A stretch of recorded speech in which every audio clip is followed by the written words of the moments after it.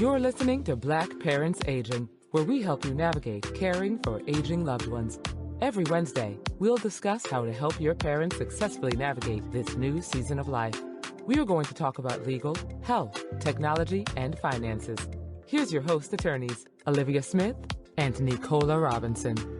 Good day, everybody. Welcome back to another episode of Black Parents Aging. I am so excited, guys. I have another guest for us. We have been so blessed to have so many wonderful people agree to be on the show. And today, we are talking to my good friend. She is a new friend that has really been schooling me on all things insurance. So I am talking to Ebony Ruffin today. Ebony, say hi to the people. Hi, people. How are you?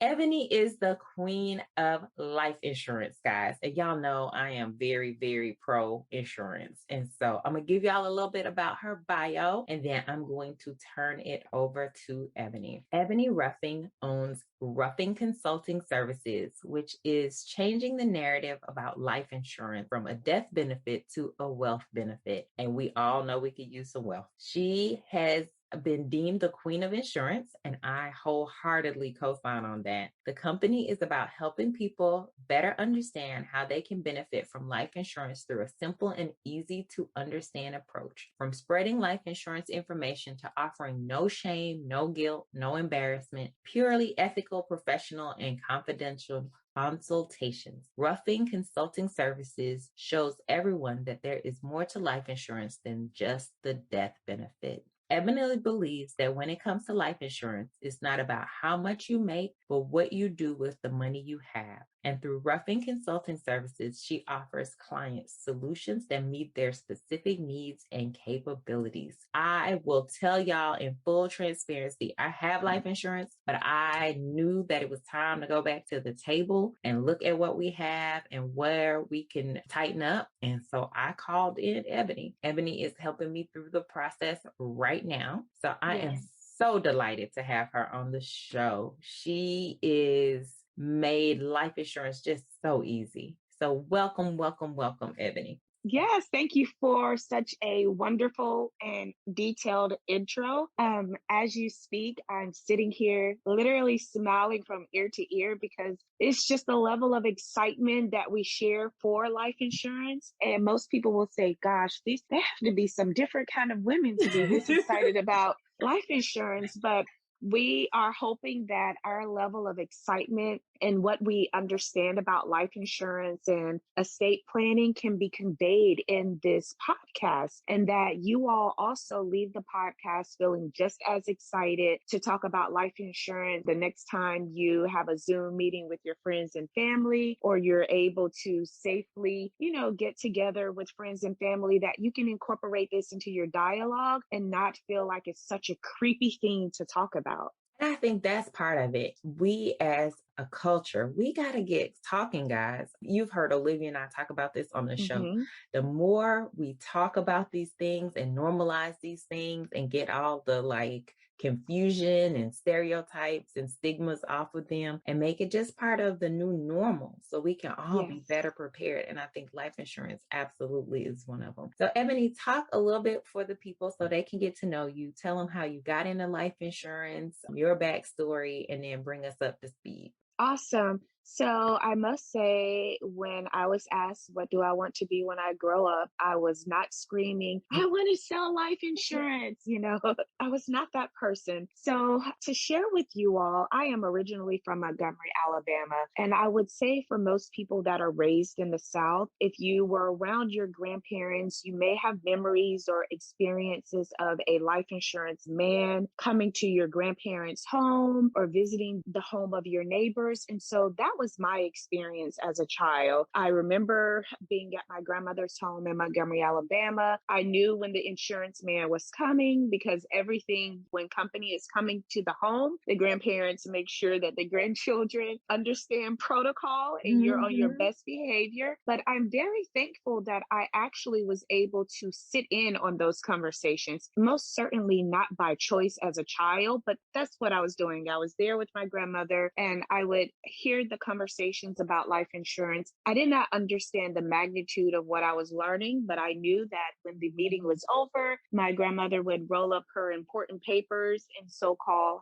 hide them in her bedroom. And that was my kind of first experience with life insurance. Fast forward later in life, my mom is retired from the United States Army, and I learned a lot about the importance of insurance, all types of insurance, and financial planning, definitely from my mom. And then I get the kind of savings aspect from my father. So when I was preparing to go off to college, I had my own checklist. I knew what I needed and wanted, and I felt like my checklist was all encompassing of the most important things. Well, of course, the parents come in because they're the adults. And my mom was saying like she needed me to sign off on some paperwork. And this was for life insurance. And I was like, oh, she's definitely about lost it now. Like she's getting life insurance for me and I'm going to college. And I trust my mom and I've learned so much from her. So of course I signed and did what I needed to do. Never thought anything else about it. Many years later, there was some mail at home and it had my name on it because I'm the insured and the owner. And these are key vocabulary words as you all are listening. I am the owner of the life insurance policy. I am the insured of the life insurance policy. And my mom is the payer of the life insurance policy. So she pays it quarterly. And so when the mail is issued, it has my name on it. So I opened it. I'm like, oh, there's some mail here for me. And I saw, okay, I was like, this is life insurance. But then I saw balance and I was like, well, why does a life insurance account have a balance? Like this isn't a checking or savings statement. And that's when my mom began to explain to me the importance of why she did get life insurance for me when I was younger. And she explained to me the type of life insurance that she got for me. And I was like, wow, so can I withdraw the money now?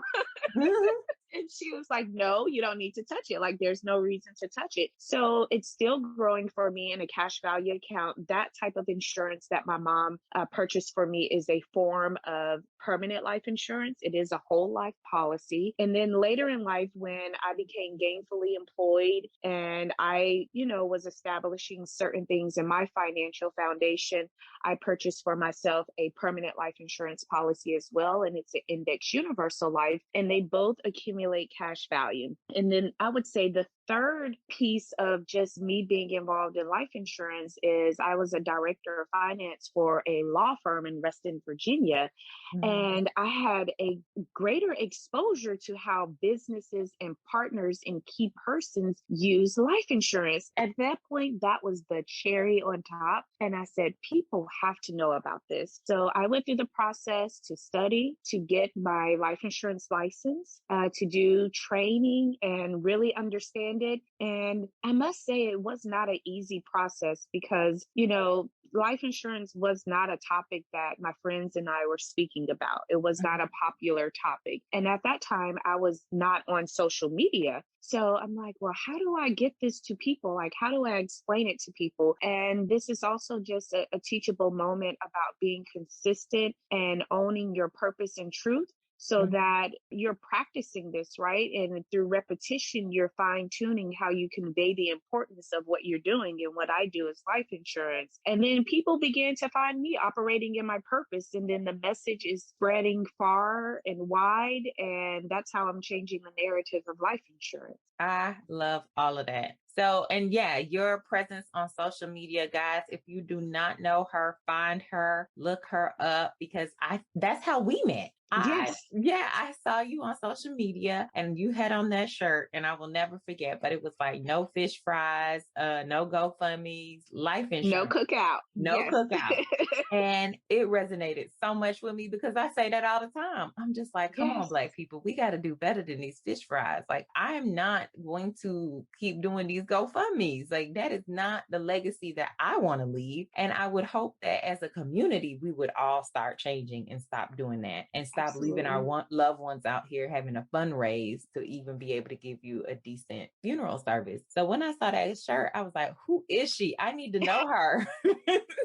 Yes. Okay, so let's assume some of our listeners maybe don't have insurance, haven't even thought about where to go. Because I think people really think that it's super expensive or they don't have time for it, or maybe, it's going to require all these medical exams and stuff. So explain to people just how you even get life insurance. This is such a timely topic because I collaborated with the Nerd Wallet at the top of this week on dispelling some of the myths of life insurance. And I actually have two appointments coming up, one with Yahoo Finance and Business Insider, focused on the same topics. And so it's timely that you're covering this on your podcast as well, because what we know for sure is people across the board have a firm assumption that they cannot afford life insurance, right? I'm not quite sure where the myth of affordability stems from, because I do know, like, generations prior, our families were getting life insurance and they were affording it. The root cause of the problem of not passing it on for generational wealth is they were missing the piece of they needed more than just to bury their loved ones. They needed more that they could have in the family, to pass to each generation. So the affordability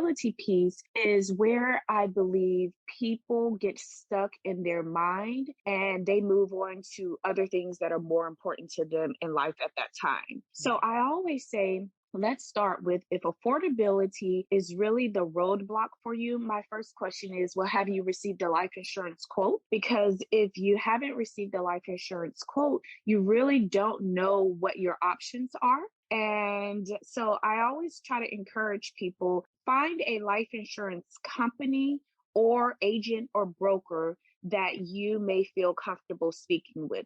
So a person may say, well, how do I know who I may feel comfortable speaking with? Well, more than likely, many people already have some form of insurance for their home or their vehicle. So maybe you feel comfortable that you've already have an established relationship with an insurance company. And more than likely, they offer life insurance as well. So you can start there. You also can start here from the podcast. So you're enjoying listening to the podcast. There's a feature of a life insurance agent. Maybe there's something that resonated with you with the content that's here.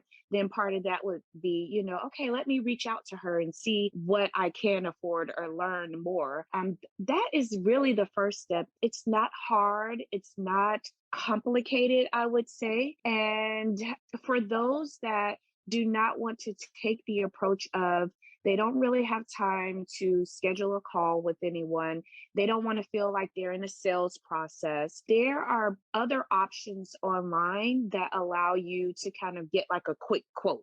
So you lose that feel and touch of that customer service and being able to maybe ask questions that you want to answer to right away, or maybe something just isn't clear in terms of the terminology, but it gives you a ballpark number of the premium amount as it relates to the face amount that you're looking for. And for those where starting off with a current insurance provider or a life insurance agent or broker, or taking the route to find tools online, if those two options do not work best for you, I actually have a free life insurance e-course.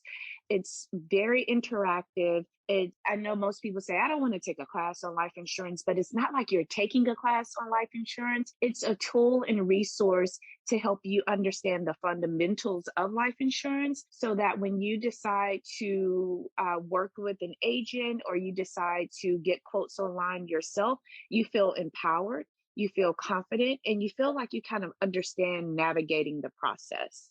So, Ebony, how can they get the course? How can they, for somebody who wants to kind of just do it at their leisure and then kind of take steps from there? Yes. So the e-course is available on ruffinconsultingservices.com. If you go to the website, there is a shop button at the top of the page. If you click on shop, then there's the category of e-courses, and the course is available there. It's free. So you will click on the link and go through the process, and you're able to download the course. If you're on Instagram, then you would go to the link in the bio, and the life insurance course is available there. And if you are on the Clever Girl Finance platform and you go to courses, the life insurance course is available there as well. And everywhere it's available, it's free. Okay, guys. So she's giving you all the ways to get the insurance. all the way. Yes. And I will tell you guys, like I said, I am working with Ebony right now, and the process has been super painless. So don't think Thank that this is you. going to be like some long drawn out process. It really does not have to be. And to be able Yes. to make sure that, your family is not out here doing a fish fry. Yeah. It just, Yes. like, let's just get it done. So, Evan, I think a lot of people are also intimidated. They don't know what, term versus whole, permanent, like all these terms that they're just like, I don't even know where to begin. So, Yes. give people kind of a 101. What do they just need to know? Key things. Yes. Life insurance consists of two primary types of insurance. You have term life insurance and you have permanent life insurance. The best way to understand this is insurance for your property consists of two primary types of insurance. You have your homeowner's insurance if you have a mortgage, and you have your renter's insurance if you're renting an apartment. It is the same as life insurance. Okay. So similar to renter's insurance, with life insurance, the term option means that you have entered into a contract with a life insurance company. The company has agreed that they will offer you life insurance coverage for a term period. That term period can be anywhere between 10, 15, 20, and 30 years. At the end of those years, at the end of the term, you have the option to renew your coverage. And when you renew your coverage, the same way as if you're renting an apartment and you're at the end of your lease and it's time to renew it, you do face an increase in the cost of insurance, and that may be at the same premium. So the best way that I can try and explain this is, you've lived in your apartment for 1 year. It's time to renew your lease. You did not move out of your apartment. Nothing happened. You want to stay in your apartment. Then you will have to renew that lease at the end of the term. And you're more than likely going to pay an amount higher than what you've paid over the past 12 months. Term life insurance is the same way. Term life insurance is the best option for affordability. So what that means is, term life insurance says, I'm simply covering the insured's life so that when the insured passes away, the beneficiaries receive the death benefit. And it allows the insured and the owner to have a large amount of coverage, which is the face amount, for a lower cost of insurance, which is the premium. Permanent life insurance is, let's say you decided to purchase your home. You know that you're not going to be faced with having to renew a lease year over year. You have your mortgage in your home for as long as your, mortgage contract is for, as long as you're paying the mortgage. Permanent life insurance is the same way. Permanent life insurance is agreeing to cover the life of the insured for as long as he or she is alive. And of course, that you maintain an active life insurance policy, which means you haven't allowed it to lapse. The cost of insurance for permanent life insurance is more. So you're paying a higher amount in the premium. You may not be able to get as much face amount for the same dollars as you would term. And to explain that, say, for example, you're looking at $1 million life insurance policy. That $1 million life insurance policy will be, the cost of a premium will be cheaper for term than it will be for permanent, but you're dealing with the same amount of insurance. Permanent life insurance also is different from term in the fact that permanent life insurance comes with what's called a cash value account. And it is like an account that functions from a place of it grows, but it never declines. Mm-hmm. So as you pay your premium each month, a portion of that premium is credited to your cash value account. As the market fluctuates, the insurance company has gains and the insurance company will experience losses. As the insurance company experiences gains, they will credit a portion of that to your cash value account up to a certain amount. And so your cash value account grows over time. It is not a get rich quick type of thing. It's not you get a permanent policy today, 2 years later, you have $10,000 in your cash value account. It does not work that way. And most life insurance companies do not recommend that you attempt to withdraw from that cash value account until after 10 years. So that's important that consumers understand that. The cash value account, so most people will say, well, why would I pay so much more for permanent life insurance more than term just to have a cash value account where the returns year over year isn't all that fabulous? And maybe I could take the difference between term and permanent and invest it in the market and see greater gains over a period of time. That is true. So you do have options there. But the key to understanding the options, I would say, look at your entire financial plan. If you're with an employer, are you already contributing to your 401k up to the amount that is doable for your budget and that gets the match from your company? Are you participating in different IRAs to plan for retirement? Mm-hmm. It's all about like, what do you have available in your life insurance budget and maximizing the use of the budget to your best benefit. Now, if you all are listening and you're taking notes and you say, okay, so far I'm getting the difference between the term and the permanent. I hear it, but it doesn't really make sense to me. I always share with my clients, it makes sense once you have a quote in your hand, because then you can actually compare numbers to cost of insurance. I also share with families that I can see the difference because permanent life insurance was purchased for me when I was much younger in my early years in life. And with that, I was able to secure a lower cost of premium from permanent life insurance because of my age and health, which are two: age, health, and whether or not you use tobacco. And if you're a male, are the key things that impact the cost of insurance. So because I got permanent life insurance younger, my family's goal for me was to make sure that I had life insurance, but also that I would be able to have maybe a fairly larger amount of cash value in my policy than if I waited later in life to get a life insurance policy, because it's how the cash value accumulates over time. And the more time that you have, then that the cash value grows. So I got a life insurance policy going off to college compared to getting it in my 30s. Then that's a win-win situation, because I'm more than likely not going to even think about the cash value while I'm in college or right after college. But I most certainly will think about it later in life if I want to have capital for something, if I want to have a down payment for something, or if I, just having another liquid account where you can tap into it for funds. So those are some of the main points of term life insurance and permanent life insurance. The key is always to focus on what's the main goal. The main goal is always being insured. The second is, what can you afford?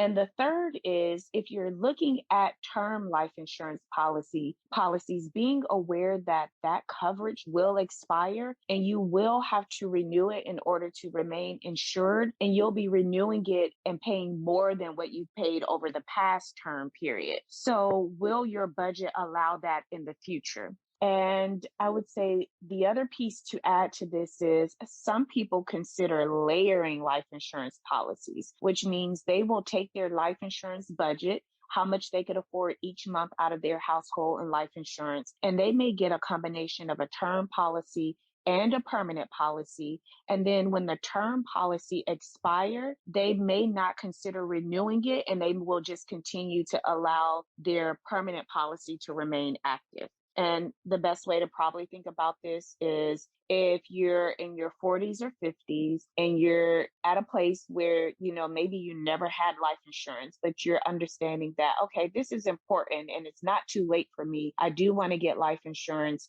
You get a few quotes, you're looking at permanent, and you're like, the cost of insurance is just too high for me. I want to look at term, but I'm kind of afraid of getting this policy. And then when I am, 70 or 80 years old, it's going to expire and I may not be able to be insured based on, health at that time, or it's going to be a higher amount. So then that's where you would start considering maybe layering term and permanent life insurance up to your budget or affordability. Okay, you have given people so much.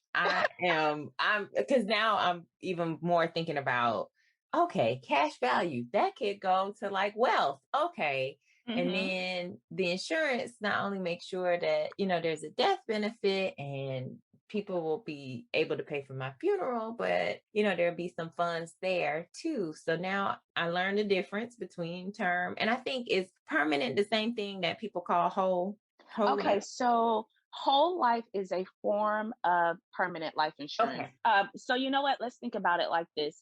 You have fruits and you have vegetables. Hmm. Well, asparagus, spinach, broccoli, those are all forms of a vegetable. So you have term life and you have permanent life insurance. Whole life and index universal life are all forms of a permanent life insurance Got policy. you. Got you. I just got excited explaining that.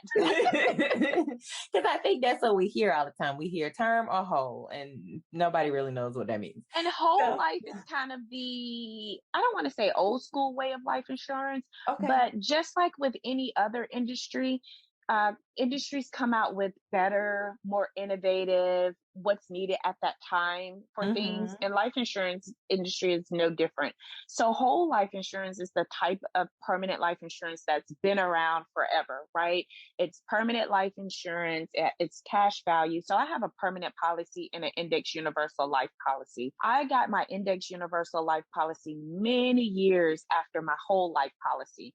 My index universal life policy cash value has grown past the whole life cash value account because they just grow different. So Gotcha. cash value with a whole life policy, think about investors and insurance. I don't want to use the word investment with insurance because insurance is a product that protects. So I know in the market, a lot of people try to use investment with insurance as a way to get people to perk up and be into it. But whether it's cash value or not, insurance is a product that provides protection. So the cash value, the growth of cash value in a whole life policy is similar to a person having funds to invest, but he or she is a conservative investor, which means they want to protect what they have and they're really not going to see that much growth year over year. Okay. Index universal life is for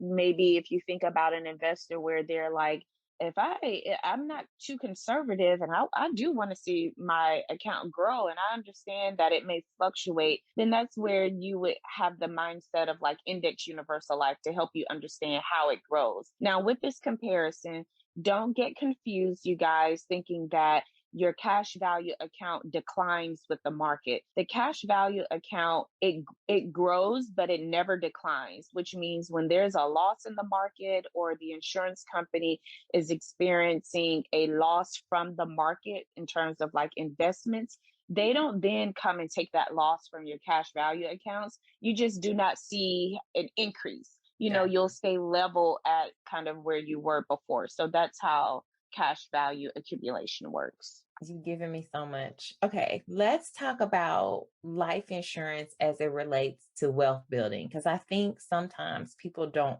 realize like how much they can really do with life insurance. I think everybody does think about just the death benefit part of it and burying a family member, but give people an idea of what else can life insurance do for their family. Yes. So this is 2021. I encourage everyone that is listening in 2021 and the years after that, before the year closes out, that you work with, let's just say, SR Law Group. And everyone's talking about trusts and estate planning and generational wealth. But I think people are missing the piece of bridging the gap of how do they establish a trust? How do they know if they need a trust or a will? What does estate planning look like for them? Because life insurance is literally just the byproduct of planning for those important things. When you're working with an estate planning attorney, the life insurance piece is the no-brainer part of it, right? It's kind of like if you're making a cake, you are not going to forget to put the flour or some icing on the cake. So it's like automatic. And I think when people take that approach, the life insurance piece becomes a no-brainer, right? So I would start with looking at when people are talking about generational wealth, it's not just about being an entrepreneur and creating or generating more income and revenue than you ever have in your life, or, having that 6 or 7 figure gainfully employed job, and, you're contributing to your 401k and you purchase your first home. It's about what happens with all of the hard work, all of the assets that you have. Like, what are you going to do? What happens when you pass away? Like, the worst thing that I hate to see happen is people have done so much to change the trajectory of their family's name that the next person in the generation doesn't know what to do with it, because no one may not match your work ethic. No one may not understand what you know about financial responsibility and financial independence. Maybe they don't get it till later in life. But by having a well-drafted estate plan, you ensure that the wealth that you are creating is passed on to each generation. And you can do that with specific instructions. And your family or the beneficiaries may not understand how or why you did it that way. But as they continue to pass that wealth on to each generation, they'll begin to respect it and understand it. And then you're also training them how to treat generational wealth. So let's say, for example, maybe parents that are listening to this call, parents, you've done much better than the generation before you, and you are wanting to set your children up for success. One way to do that is in your estate plan or in your trust. You can be very specific about how you want your beneficiaries or your children to receive portions of your wealth and what you would like for them to do with it in a way that it protects what they're receiving, and it encourages them not to be wasteful with the wealth, right? Because the whole point is that it goes to each generation. Another part to that is when you start really understanding the importance of an estate, there's a red flag of taxes, and people, I don't think they really grasp how, if you're not prepared for taxes, either like how to shelter your wealth from taxes or having liquidity to remit payment for taxes, you could be starting back from square one all over again.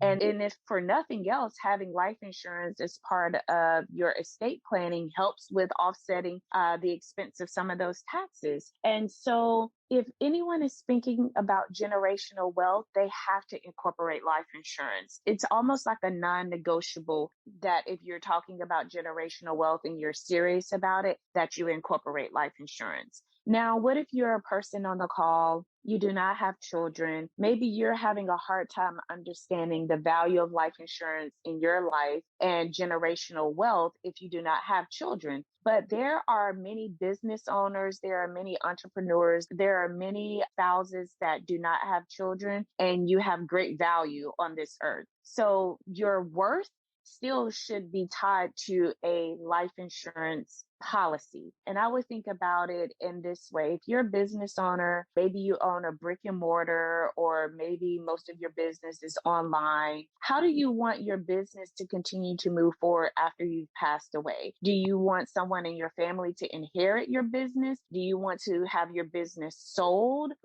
And then also the wealth of protecting what you've created, your business name and everything that goes along with that. So life insurance allows your family or your beneficiaries with some type of money to be able to carry out your wishes for your business. Like, as hard as I've worked, I wouldn't want my family not to know what to do with Ruffin Consulting Services. Right. And I would not want them to face roadblocks to executing what I would like for them to do with Ruffin Consulting Services because they didn't have the money to do it. So that's where a life insurance policy will come in. It will be valuable in having the right beneficiary's name. The other thing is, if there's a nonprofit organization that you are very passionate about, and maybe you do not have children, but you've volunteered, a great deal of time to this nonprofit, you've connected with this nonprofit, then the beneficiary of your life insurance policy can be that nonprofit organization. And it's a way that your legacy can continue to live on beyond like your flesh being on this earth. Oh my goodness. I love it. Y'all, I did not pay her. Let me also tell the people Disclaimer, Ebony told you all Yes. about life insurance and trust and estate planning on her own because Yes. she gets it. She gets how important it is not only to have an estate plan, but to have life insurance and how life insurance really fills in the gaps and can be able to give your family that step up in terms of, you might not be here anymore, but here's a resource that they can use to do something else and to continue to champion whatever work you did when you were on this planet. I saw a meme, I think last night or maybe the night before. Listen, disclaimer, I don't know how true this was, but it really ties so perfectly into what we are talking about and what Ebony just shared with us. It said that Master P, y'all know Master P.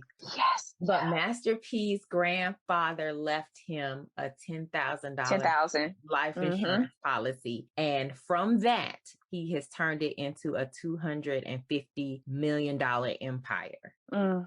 Just let that sink in, y'all. 10,000. Yes. Because he had that leg up. He had a little bit of capital. That's all he needed was a little cash to get the ball rolling. So the vision and everything was already in him, but we just had to find some cash. And his grandfather had the foresight to say, here, continue. So every time he look at his empire, and he really does have an empire, he always has to think about his grandfather and what a legacy that is. What a way to be remembered and to be honored from his grandfather. Every time he's like, absolutely, I couldn't have built this without him. So you got to think big picture and long term when it comes to life insurance. You got to think about what you want the other generations to get from you having walked this earth. That's what I think about. Y'all know I have these 2 kids, and I think about them, and I think about my grandkids. And I know I'm not going to be here forever. Doing the work that we do, the reality of not being here forever is very much a part of this work and very, very much at the forefront of my mind. But that is how I get to live on. It's through my kids and through my grandkids and the legacy that I set for them. And life insurance is a part of that. That sets them up for something else. That allows them to have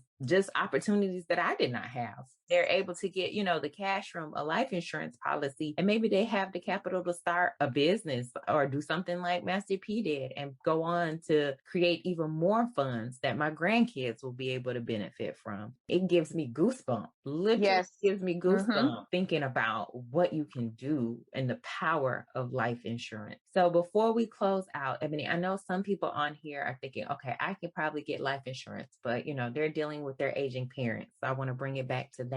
And they're probably like, okay, is it too late for them? What do they need to do? Like, can they still get policies? So talk a little bit about, as you're aging, what it looks like if you're in a later phase of life trying to get life insurance. Yes. So a lot of my clients have worked with me and they have gotten insured, and through the process, it made them want to move forward with making sure that their parents are insured. And that's also just a testament of when people have a good experience with something, they start figuring out how to incorporate their family members in that experience and making sure that, they are covered as well. As you get older, how can I say this? I don't want people to think that it's too late for their parents or their parents have missed the mark, but we do want you to be in the reality of how this works as our parents get older in life. So part of it is when I work with clients that are looking at life insurance for their parents, during the consultation, I'm learning more outside of just is your parent a male or female, date of birth, are they a tobacco user? But then I have to gain a better understanding of the health history of the parent.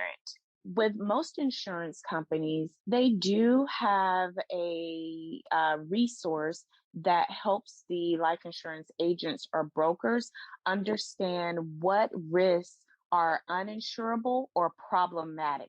And it's a list of different health conditions, diagnoses, like different things of that nature. In addition to that, I always try to recommend more of a proactive approach when you're working on a potential case that could possibly be declined. Like, you do not know that ahead of time, but the agent can gather as much information. Maybe if the aging parent maybe prescriptions they're actively taking, any major health concerns. And what we can do is submit that to a team within the insurance company to say, I have a potential client. This is kind of like their case per se. Are there any foreseeable roadblocks or barriers to possibly getting this client insured? And then that's when the agent can come back and work with the children of the parents to explain kind of what that process will look like. Also, too, with life insurance, there are different rate classes, rate as in RATE. And the rate class determines your cost of insurance. So the younger and healthier you are, you're in a better rate class because your cost of insurance is super inexpensive just based on the mortality tables and things of that nature. So it's important, too, when working with families that are focused on getting their aging parents insured, that the agent is very much so transparent that in explaining that I can submit your parent for life insurance, but during the underwriting process, they may determine that your parent is in a higher rate class, which means your cost of insurance will be a little bit more. So I think the more transparent the agent can be and the more information the agent can collect ahead of time and maybe work with someone in the underwriting department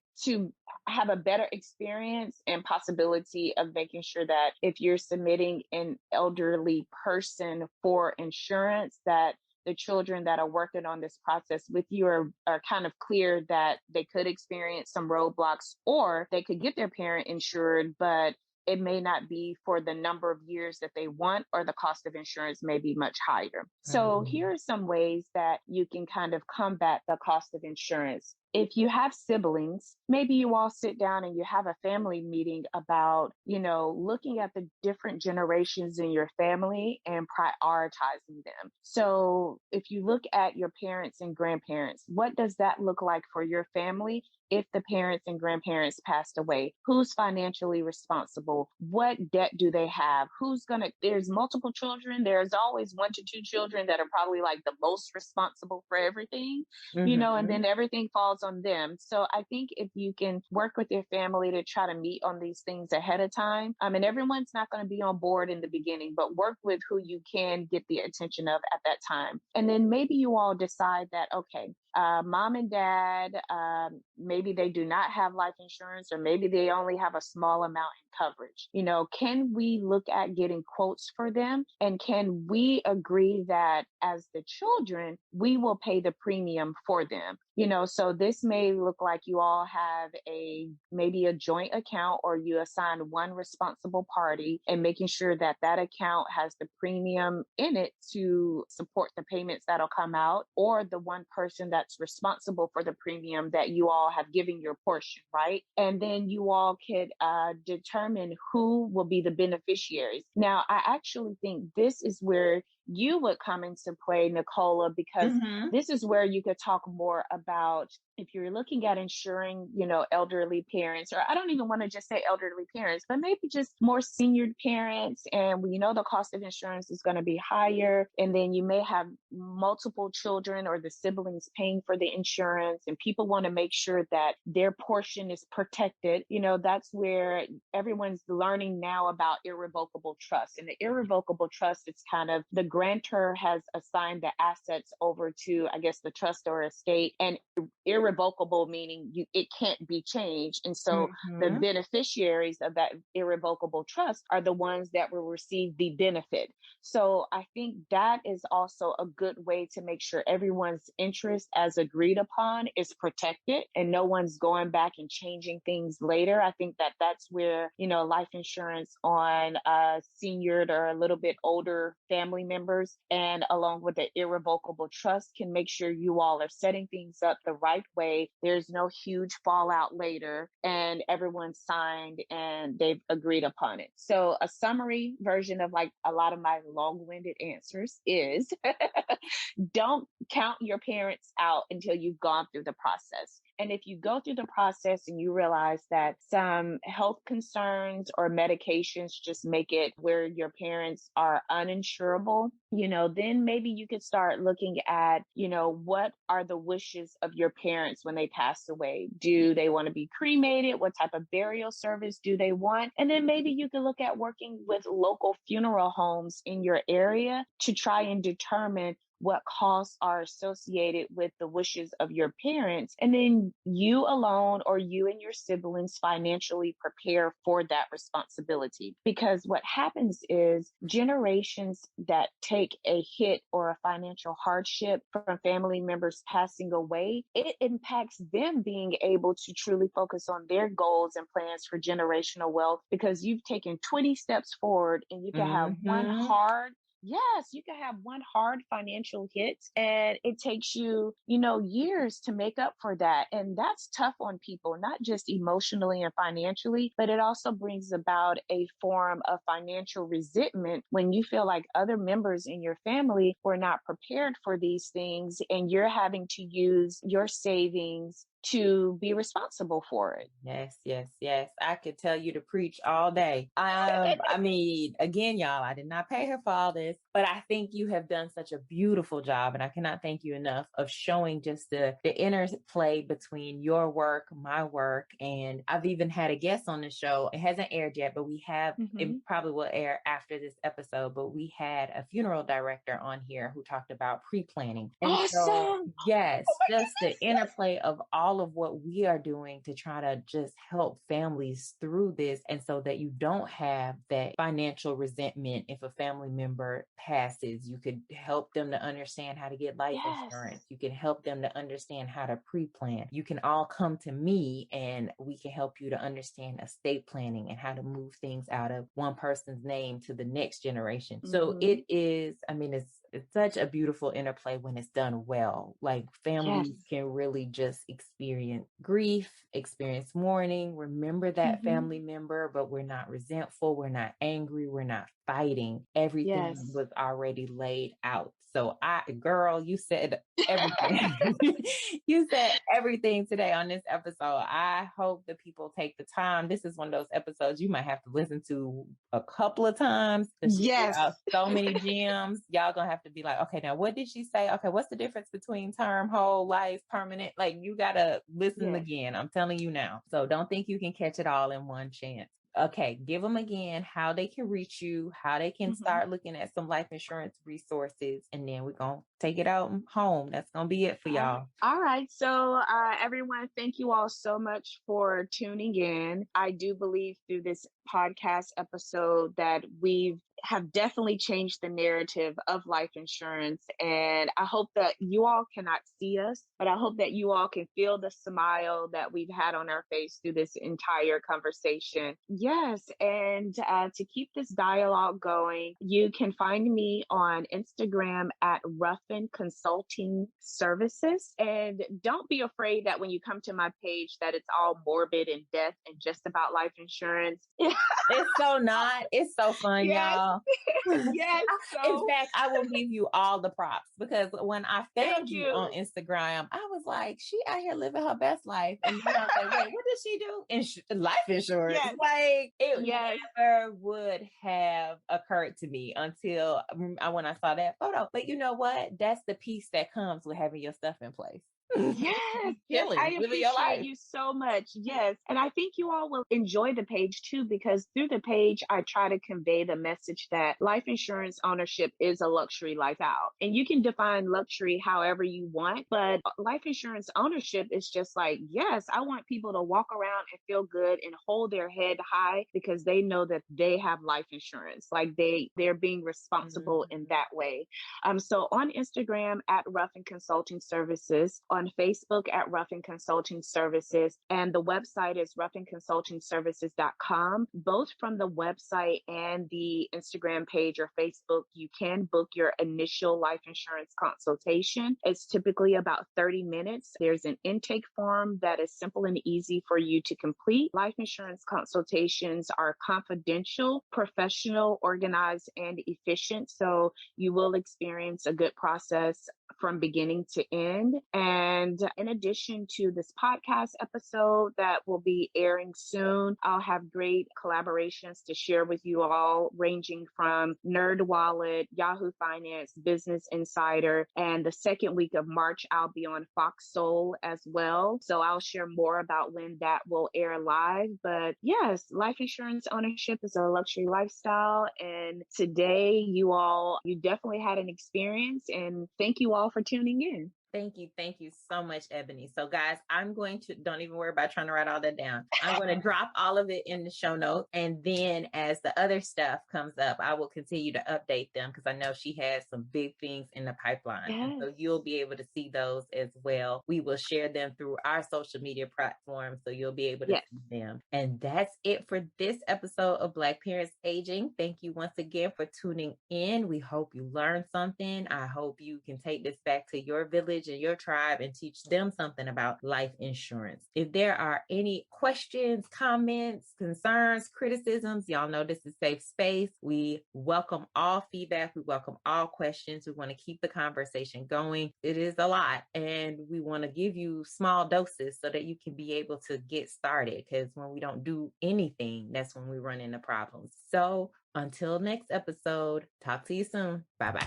Thanks for joining us this week on Black Parents Aging. Check out our Facebook group at Black Parents Aging, where we go live to answer your questions.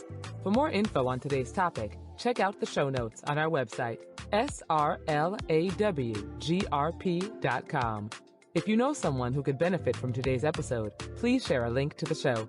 Subscribe to the show to catch new episodes and leave a review. Until next week.